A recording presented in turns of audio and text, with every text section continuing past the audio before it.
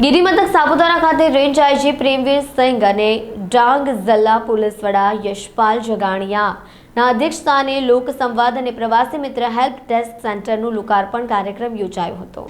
સાપુતારામાં 17/8/2024 દ્વારા પ્રાપ્ત વિગતો અનુસાર સુરત રેન્જના આઈજીપી પ્રેમવીર સિંહ અને જિલ્લા પોલીસ વડા યશપાલ ગણાતિયાના અધ્યક્ષસ્થાને સાપુતારા સાંદીપની સ્કૂલ ખાતે લોકસંવાદ કાર્યક્રમ યોજાયો હતો।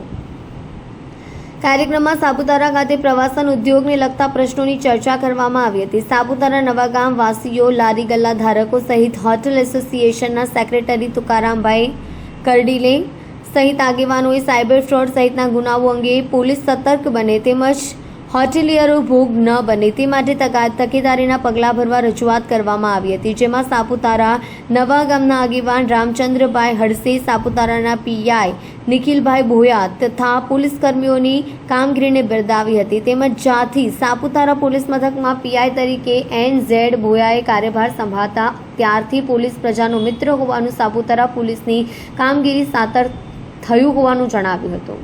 આ સાથે સાપુતારા ઘાટ માર્ગમાં તથા અવારનવાર અકસ્માતો અંગે ચર્ચા કરી હોટેલ એસોસિએશન દ્વારા સરકાર લેવલે ક્રેનની વ્યવસ્થા કરવામાં આવે તેવી માંગ કરી હતી। આ પ્રસંગે આઈજીપી પ્રેમવીર સિંઘે જણાવ્યું હતું કે સાપુતારા દેશ દુનિયાના નકશામાં છે।